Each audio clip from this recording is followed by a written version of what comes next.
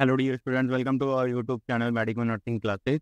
जैसा कि आप सब देख रहे हैं continuously medical nursing classes YouTube channel के ऊपर आप सबकी नर्सिंग ऑफिसर रिक्रूटमेंट एग्जामिनेशन की प्रिपरेशन को और भी अच्छा बनाने के लिए एक वेल डिजाइन क्रैश कोर्स है वो रनिंग किया जा रहा है। उसी क्रैश कोर्स की क्लास के अंदर हम पढ़ रहे थे रेस्पिरेटरी सिस्टम, और उसी रेस्पिरेटरी सिस्टम की क्लासों के अंदर उसी रेस्पिरेटरी सिस्टम को कंप्लीट करने के लिए हम जा रहे हैं। ठीक है, लास्ट एक या दो क्लास और बची होंगी जो रेस्पिरेटरी सिस्टम की होंगी, जो कि इंपॉर्टेंट की पॉइंट्स होंगे साथ के साथ इंपॉर्टेंट ऐसे पॉइंट्स है जो कि बहुत बार नर्सिंग ऑफिसर रिक्रूटमेंट एग्जामिनेशन के अंदर आप लोगों से पूछे जाते हैं। तो चलिए आज की क्लास हम शुरू करते हैं। आज की क्लास शुरू करते हैं, आज का टॉपिक शुरू करते हैं। और आज का टॉपिक है स्टूडेंट पल्मोनरी एम्बोलिज्म। काफी इंपॉर्टेंट, सबसे पहली बात बता देता हूँ, बहुत ज्यादा इंपॉर्टेंट है, मोस्ट कॉमन क्वेश्चन। बहुत बार यहाँ से इस टॉपिक से क्वेश्चन आप लोगों के नर्सिंग ऑफिसर रिक्रूटमेंट एग्जामिनेशन में आप देखते हो, पूछे जाते हैं। आप सब बहुत बार इस चीज को देख चुके हो, और ये काफी इंपॉर्टेंट टॉपिक है क्योंकि ये किसी भी ट्रॉमेटिक कंडीशन का कॉम्प्लिकेशन हो सकता है। ये किसी भी ट्रॉमेटिक कंडीशन का क्या हो सकता है स्टूडेंट, कॉम्प्लिकेशन हो सकता है। तो ये क्या हो सकता है, इसी की वजह से पल्मोनरी, बहुत सारे ऐसे रीजन है जिनकी वजह से पल्मोनरी एम्बोलिज्म हो जाता है। तो पल्मोनरी एम्बोलिज्म एक काफी इंपॉर्टेंट और एक कॉमन टॉपिक है। क्या स्टूडेंट, कॉमन टॉपिक है। तो कॉमन टॉपिक होने की वजह से क्या है, कॉमन टॉपिक है इस वजह से पल्मोनरी एम्बोलिज्म एक काफी इंपॉर्टेंट कॉमन टॉपिक। आप देखिए पल्मोनरी एम्बोलिज्म होता क्या है।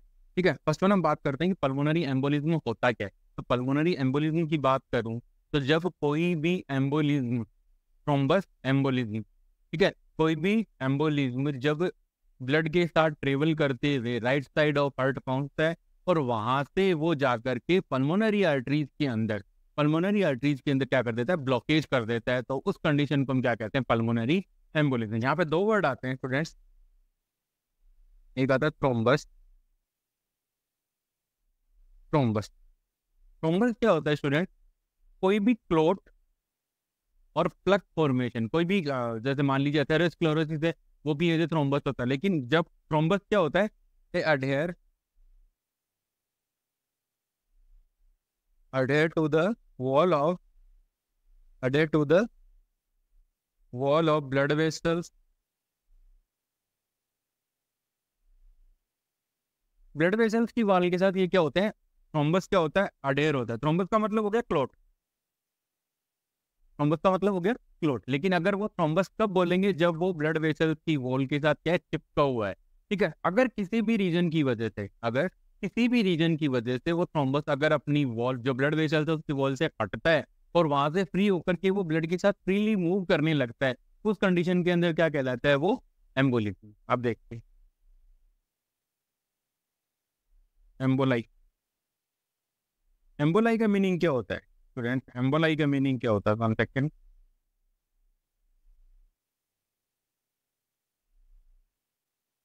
एम्बोलाई का मीनिंग होता है movable clot, freely movable clot,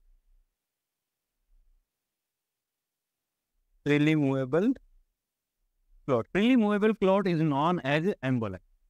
ठीक है, ये कॉमन है, ध्यान रखने की बात है। आप सबको इसी को ध्यान रखना है, दोनों वर्ड्स के साथ आपको कंफ्यूज नहीं होना है। इन दोनों वर्ड्स में आप लोगों को बिल्कुल भी कंफ्यूज नहीं होना है, ये दोनों कॉमन है और बहुत बार नर्सिंग ऑफिसर रिक्रूटमेंट एग्जामिनेशन में आप लोगों से पूछे जा चुके हैं।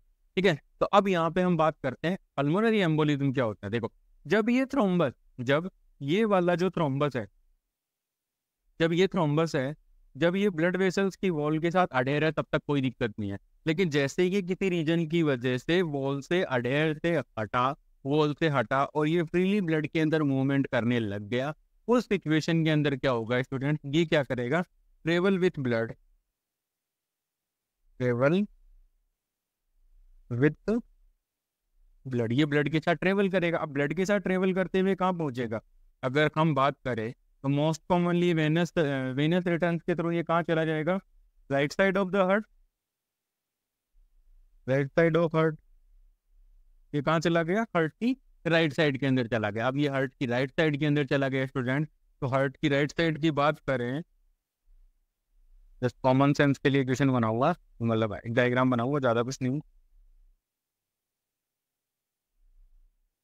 Right atrium, right ventricle, left atrium और लेफ्ट वेंट्रिकल।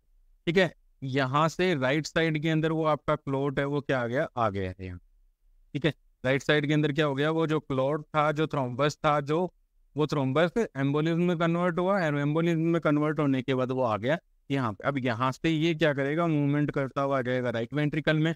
आप सब जानते हो कि राइट वेंट्रिकल से पल्मोनरी एरोटा निकलता है, जो कि आगे जाकर के right and left pulmonary arteries के अंदर डिवाइडेड हो जाता है।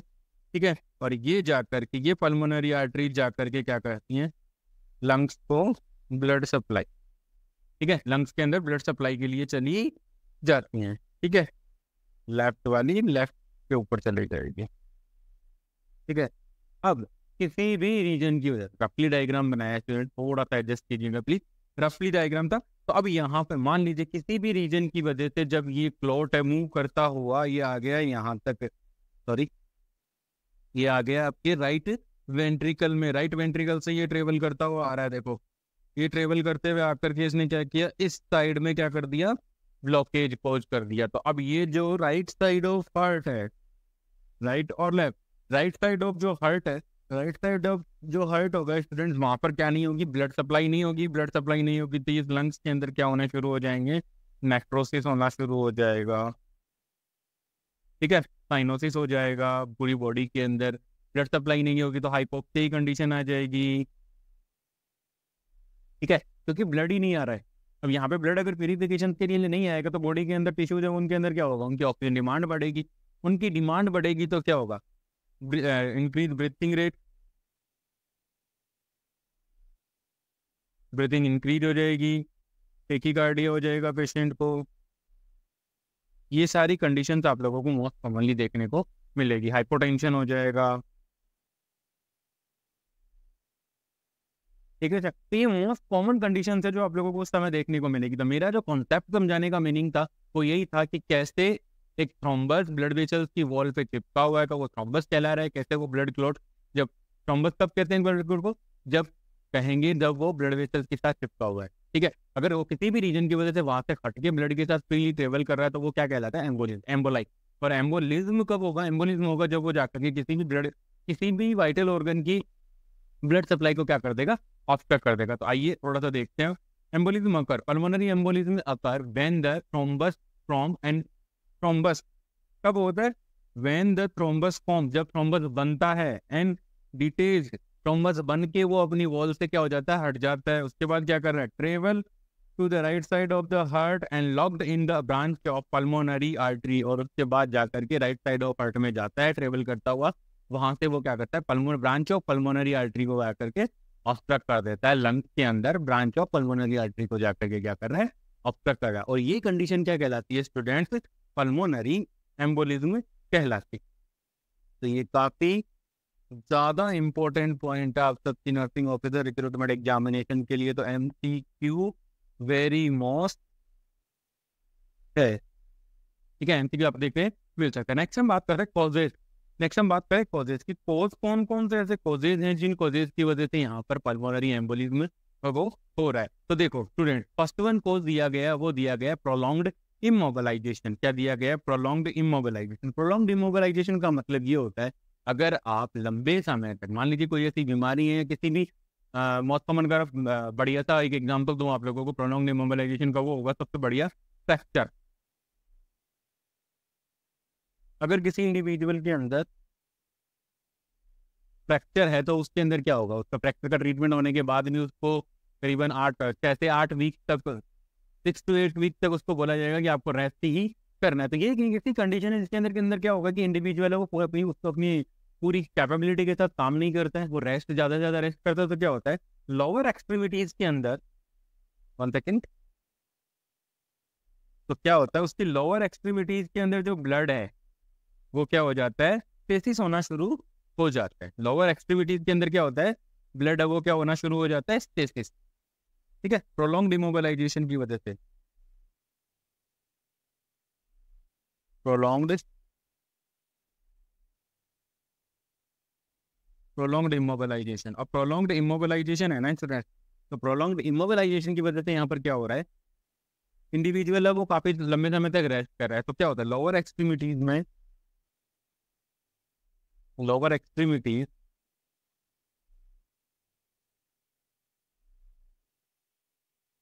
lower extremities cannot pump the blood towards the heart.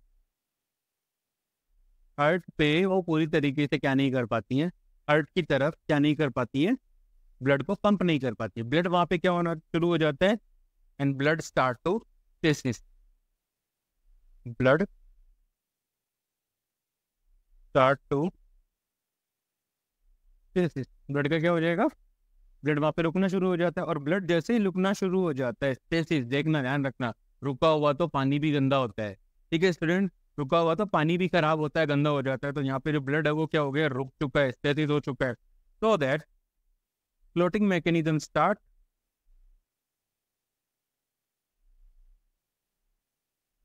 Clotting mechanism start, clotting mechanism क्या हो जाता है स्टूडेंट, स्टार्ट हो जाता है। क्लॉटिंग मैकेनिज्म स्टार्ट होने से वहां पे क्या फॉर्मेशन एंड फॉर्म थ्रोम्बस, ठीक है, वहां पर फिर थ्रोम्बस का फॉर्मेशन होना शुरू हो जाता है। तो इस प्रकार से प्रोलॉन्ग इमोबिलाइजेशन है वो क्या कोज कर देता है स्टूडेंट, वो कोज कर देता है, क्या कोज कर देता है, वो कोज करेगा थ्रोम्बस का फॉर्मेशन। नेक्स्ट इसका इंपॉर्टेंट है कॉज है वो है सर्जरी। मान लीजिए आपकी लेग की कोई सर्जरी नहीं है, कोई आपकी ऐसी सर्जरी हुई है जिसकी वजह से आपको प्रोलॉन्ग टाइम तक आपको बेड रिडन रहना है, ठीक है, लेग की कोई सर्जरी हुई है जिसकी वजह से क्या हुआ, वहां पर आपने ड्यूरिंग द सर्जरी आपने ऑब्स्ट्रक्ट कर दिया हो, ठीक है, या फिर वहां की जो फंक्शनिंग कैपेसिटी थी वो क्या हो गई है, कम हो गई है, जिस वजह से वहां पर आप लोगों को क्या देखने को मिलेगा, ब्लड का स्टेसिस होगा, पंपिंग अच्छे से पंप नहीं कर पाएगा ब्लड है, ठीक है, तो उस कंडीशन के अंदर आपको देखने को मिल सकता है। नेक्स्ट वन है ओबेसिटी। ओबेसिटी तो 1000 रोगों का घर होती है, ठीक है, तो ओबेसिटी की वजह से भी बहुत सारे डिजीज कंडीशन तक आ सकते हैं, क्योंकि ओबेसिटी में most commonly in case of obesity कौन से टाइप का थ्रोम्बस होने के चांसेस होते हैं, कौन से टाइप का, तो कौन से टाइप का होता है स्टूडेंट, अगर आप लोगों को याद हो तो ओबेसिटी के अंदर क्या होता है, अथेरोस्क्लेरोसिस, अथेरोस्क्लेरोसिस का काम ज्यादा होता है, अथेरोस्क्लेरोसिस तो सबसे ज्यादा बनता है, क्योंकि ओबेसिटी के अंदर क्या होता है, triglyceride and LDL lipoprotein, LDL lipoprotein levels are seen to be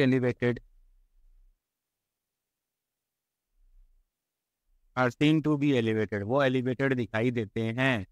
वो क्या दिखाई देंगे स्टूडेंट, आपको एलिवेटेड दिखाई देंगे, और एलिवेटेड दिखाई देते हैं तो उस कंडीशन के अंदर क्या होता है, वहां पे बहुत ज्यादा चांसेस होते हैं, रिस्क होता है किसका, तो डेवलपमेंट ऑफ अथेरोस्क्लेरोसिस, और वो अथेरोस्क्लेरोसिस के डेवलपमेंट के लिए रेस्पॉन्सिबल हो जाते हैं। प्रेगनेंसी के अंदर मैं आप लोगों को बता चुका हूँ कि प्रेगनेंसी के अंदर जैसे जैसे ग्रेविटी यूट्रस बढ़ता है, उस कंडीशन के अंदर लोअर एक्सट्रीमिटीज का जो ब्लड है वो पंपिंग अच्छे से नहीं हो पाती है, साथ के साथ क्या होता है, प्रेगनेंसी के अंदर क्लोटिंग फैक्टर्स की जो मैकेनिज्म की जो कैपेसिटी है, ठीक है, clotting mechanism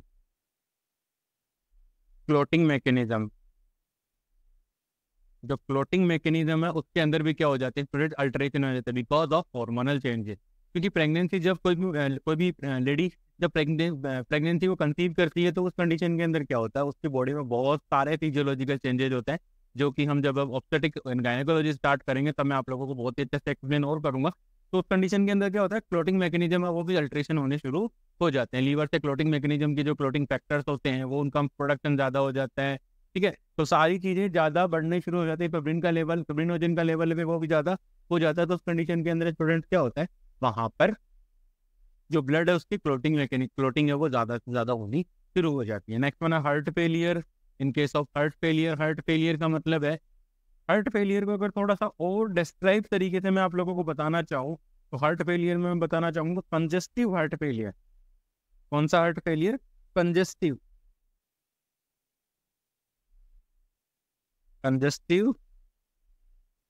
heart failure.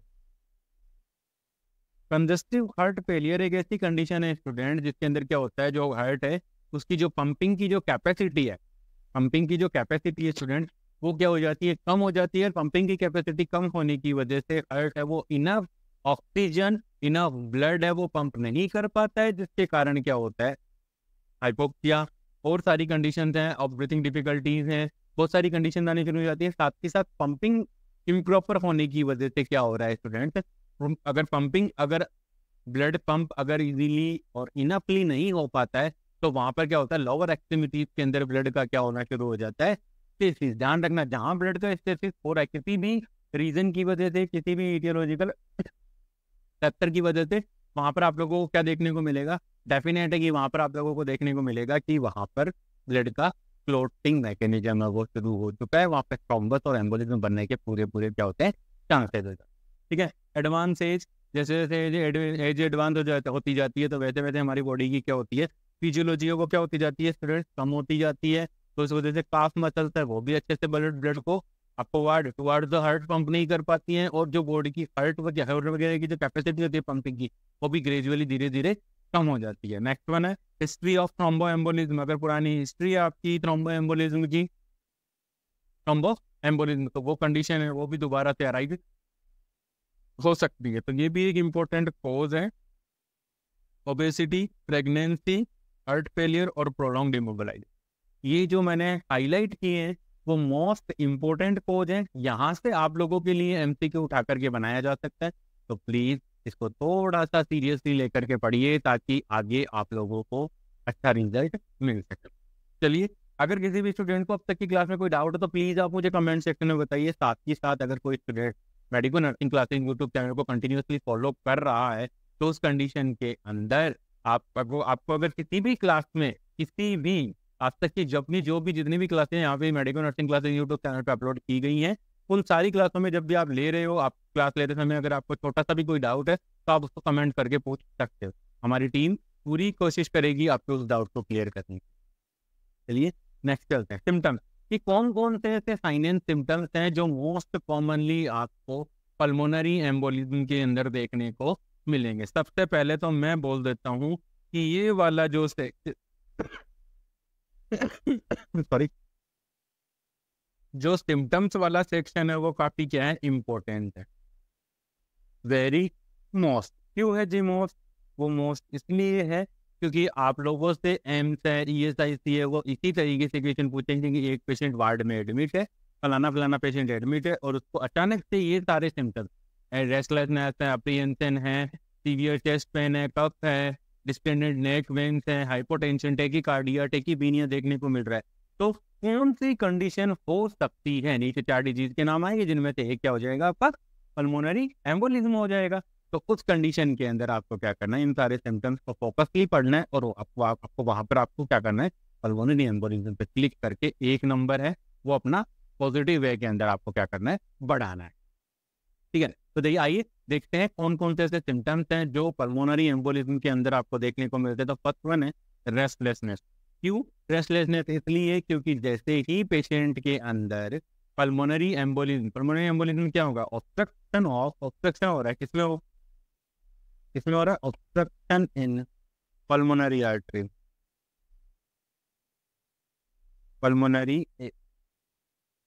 Pulmonary artery के अंदर अगर ऑब्स्ट्रक्शन होगा तो सबसे पहले जो साइन एंड सिम्टम्स आएंगे स्टूडेंट्स वो मैं बताऊंगा आपको कि सबसे पहले जो साइन एंड सिम्टम्स आएंगे ना, वो साइन एंड सिम्टम्स आएंगे आपके हाइपोटेंशन। सबसे पहले जो साइन एंड सिम्टम्स आएंगे इन पे बहुत बार क्वेश्चन पूछा जाता है, प्लीज फोकस रखिएगा। हाइपोटेंशन पहला सिम्टम्स आपको देखने को मिलेगा, हाइपोटेंशन, टेकीकार्डिया और टेकीपीनिया, ये तीनों एक साथ आपको देखने को मिलेंगे। पेशेंट है अचानक से सांस लेने में दिक्कत हो रही है, पल्स है वो भी क्या हो जाएगी, बहुत ज्यादा हो जाएगी, और बीपी क्या हो जाएगा, फॉल होना, बीपी ड्रॉप होना शुरू हो जाता है। ये इसका क्लासिकल साइन है, ये इसका क्लासिकल साइन। उसके बाद देखना, उसके बाद क्या होगा, उसके बाद पेशेंट के अंदर क्या होगा, ये सब होगा तो इसके साथ क्या होगा, डिस्टेंडेड नेक वेन, क्योंकि राइट साइड ऑफ हार्ट के अंदर क्या हो रहा है, ब्लॉकेज आ गया, तो राइट साइड ऑफ हार्ट क्या कर रहा है, बार बार पंप करने की कोशिश कर रहा है पल्मोनरी सिस्टम के अंदर ब्लड को, लेकिन वहां पर क्या ब्लॉकेज होगा तो पूरा हार्ट बढ़ जाएगा पूरा ब्लड से। ठीक है, और हार्ट अगर भर रहा है तो नेक्स्ट है कि आपका जो राइट एट्रियम है वो चेम्बर, बाहर से जो ब्लड वीनस रिटर्न आ रहा है वो क्या उनको उस वीनस रिटर्न को वो क्या कर देगा, रिसीव करना बंद कर देगा, क्योंकि वो उसके पास ऑलरेडी ब्लड है, वो पूरी तरीके से फिलअप हो रखा है। तो अब इस कंडीशन के अंदर क्या होंगी, नेक की जो वेन्स हैं, ठीक है, वो वेन्स क्या हो जाएंगी आपको डिस्टेंडेड। ठीक है, वो जो वेन है वो आपको एकदम एनलार्ज देखने को मिलेंगी। तो नेक वेन है वो उनके अंदर क्या होगा, डिस्टेंशन हो जाएगा। डिस्टेंशन के साथ आपको देखने को मिलेगा, अगर आप लंग साउंड सुनोगे तो क्रेकल्स और विजिंग इन लंग साउंड में आपको देखने को मिलेगा, जो कि एक ऑब्स्ट्रक्शन के अंदर और साथ के साथ फ्लूइड एक्यूमुलेशन की वजह से होती है।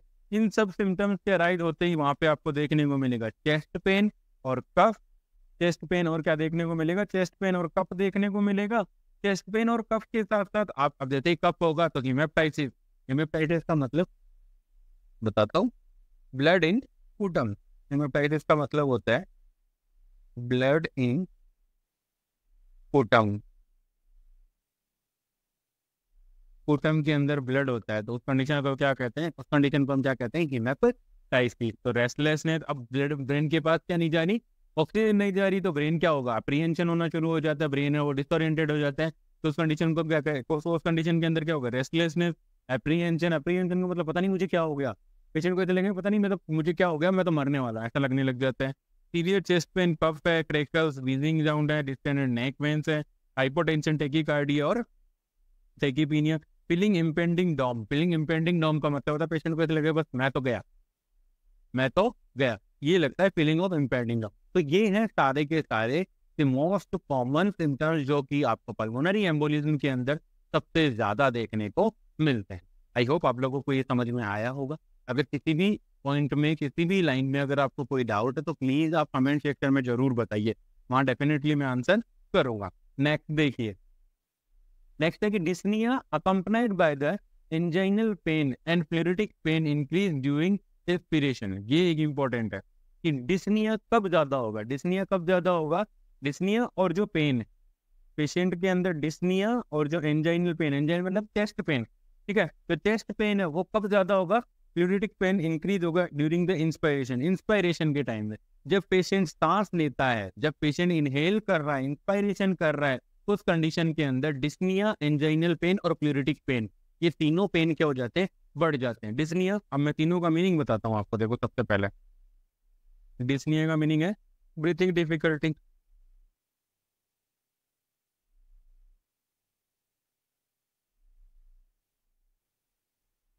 Breathing difficulty. फ्लूइडिक पेन का मतलब होता है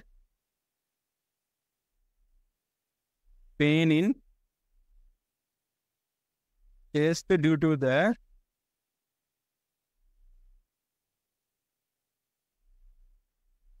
inflammation of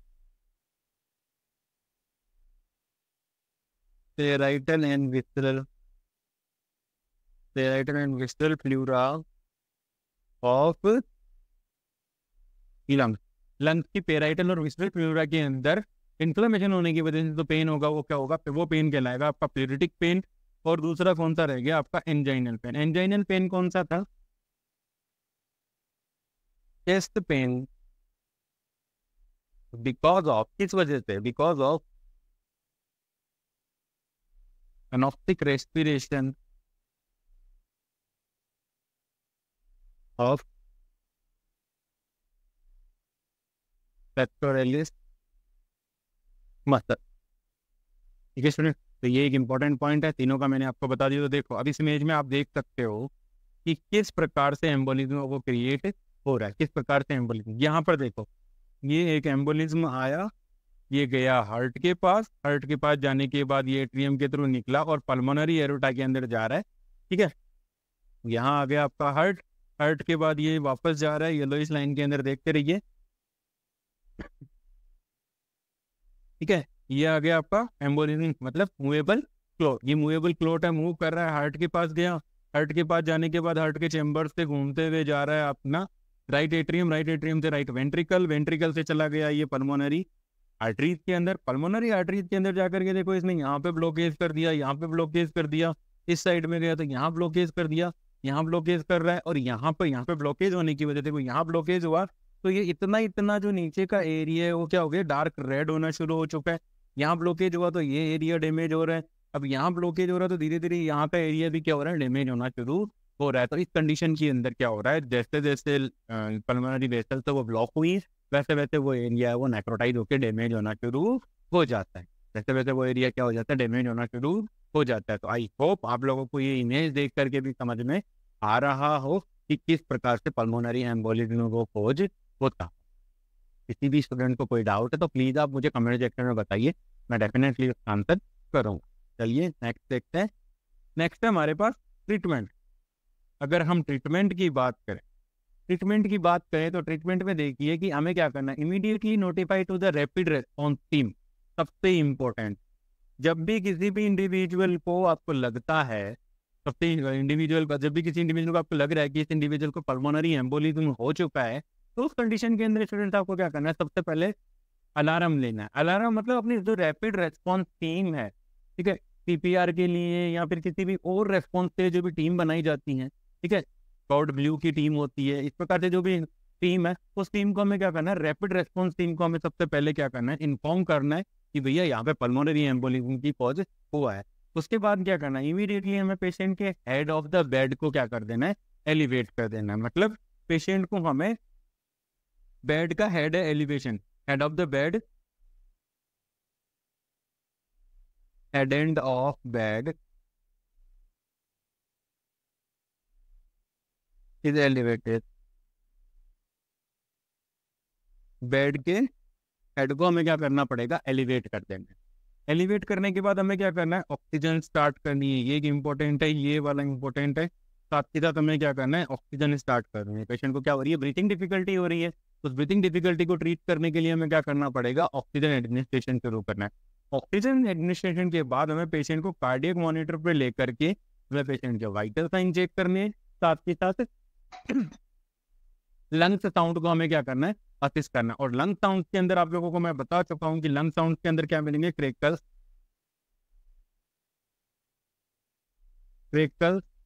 एंड क्रेकल्स, और क्या मिलेगा, विजिंग है वो आप लोगों को देखने को मिलती है।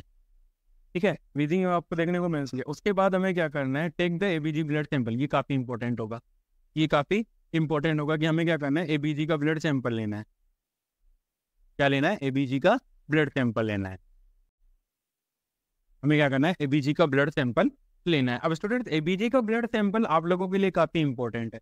अगर आप लोगों को एबीजी ब्लड सैंपल के बारे में डिटेल के साथ स्टडी करनी है, किस तरीके से सैंपल लेना है, कौन कौन सी रिस्पॉन्सिबिलिटी होती है, कहाँ से एबीजी का सैंपल ले सकते हैं, ये सब पढ़ने के लिए आपको मेडिको नर्सिंग क्लासेस की यूट्यूब चैनल के ऊपर प्लेलिस्ट बनी हुई है। उस प्लेलिस्ट के अंदर लेबोरेटरी टेस्ट नाम से एक प्लेलिस्ट है, वहां पर जाकर के आप देखो, आपको एबीजी सैंपलिंग है वो बहुत ही अच्छे से समझाई हुई है। अब यहाँ पर अगर हम बात करेंगे तो हमारी जो क्रैश कोर्स की क्लास है वो जनरल कोर्स बन जाएगा स्टूडेंट। ठीक है, नेक्स्ट हम बात करते हैं, हमें क्या करना है, उसके बाद हमें क्या करना है, स्टार्ट करना है एडमिनिस्ट्रेशन। ठीक है, जो भी पर्टिकुलर मेडिकेशंस है, ठीक है, यहाँ पर ये जो पॉइंट है वो क्या लिखा हुआ है, गलत लिखा हुआ है स्टूडेंट। ये पॉइंट क्या लिखा हुआ है, गलत है। तो इस पॉइंट को आपको क्या करना है, मैं बताता हूँ क्या लिखना है। इसकी जगह आपको लिखना है स्टार्ट द, इस जगह आप लोगों को क्या करना है, हिपेरिन एडमिनिस्ट्रेशन है, heparin therapy, heparin therapy, heparin therapy, heparin therapy है वो क्या करनी है, स्टार्ट करनी है according to doctor's order. Doctor's के ऑर्डर के अकॉर्डिंग हमें क्या करना है, हिपेरिन थेरेपी के एडमिनिस्ट्रेशन को स्टार्ट करना है। हिपेरिन थेरेपी के बारे में मैं बहुत बार बता चुका हूँ, प्लीज वहां से जाके रेफर कीजिए।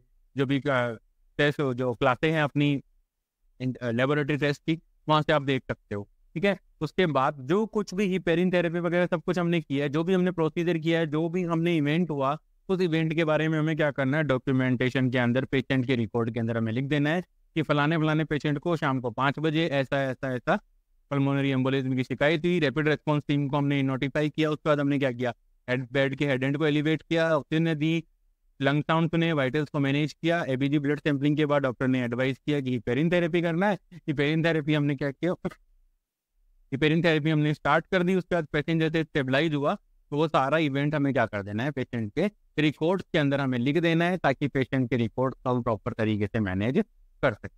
ठीक है, आई होप ये आपको आपको ये आज की क्लास आपको समझ में आ रही होगी। आज की क्लास में अगर किसी भी स्टूडेंट को कोई डाउट है तो प्लीज़ आप मुझे कमेंट सेक्शन में जरूर बताइए। आज की क्लास में इतना ही। आई होप मेरे द्वारा प्रोवाइड की जा रही क्रैश कोर्स की क्लासें आपकी नर्सिंग ऑफिसर रिक्रूटमेंट एग्जामिनेशन की प्रिपरेशन में आपकी हेल्प कर रही होंगी। Please do consider like share and subscribe. Thank you so much.